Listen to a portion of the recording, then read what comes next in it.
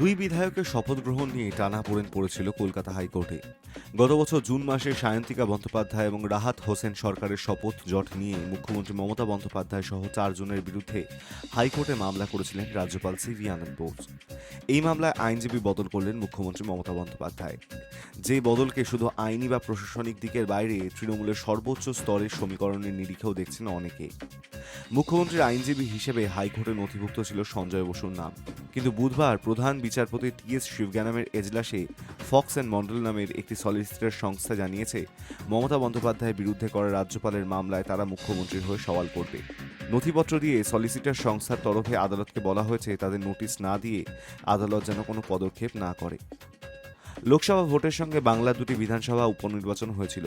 সেই ভোটে বরাহনগর এবং ভগবানগোলা থেকে জিতেছিলেন যথাক্রমে তৃণমূলের সায়ন্তিকা এবং রায়াত। শপথ জটিলতা নিয়ে রাজ্যপালের সমালোচনা করেছিলেন মমতা বন্দ্যোপাধ্যায়, সায়ন্তিকা, রাহাত এবং তৃণমূলের মুখপাত্র কুণাল ঘোষ। ওই 4 জনের নামের মামলা করেছিলেন রাজ্যপাল বোস।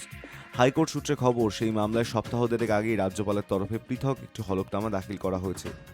যদিও রাজভবনের তরফে সরকারিভাবে এ নিয়ে কোনো কিছু বলা হয়নি। সূত্রের খবর, রাজভবনের সেই দৌত্যের পরেই নির্দিষ্ট এই মামলায় আইনজীবী বদলের পথে হাঁটলেন মমতা বন্দ্যোপাধ্যায়। প্রশাসনিক সূত্রে কয়েক মাস আগেই জানা গিয়েছিল রাজ্য সরকারের আইনজীবী হিসেবে সঞ্জয়কে সরিয়ে দিচ্ছে নবান্ন। সুপ্রিম কোর্টের রাজ্যের আইনজীবী হিসেবেও সঞ্জয়কে অপসারিত করা হয়েছে বলেই খবর। তৃণমূলের একটি সূত্রের বক্তব্য, কেবল মমতা বন্দ্যোপাধ্যায়ের আইনজীবী হিসেবে খাতায় কলমে সঞ্জয়ের নাম ছিল। বুধবার সেই বদলও সেরে ফেললেন মুখ্যমন্ত্রী।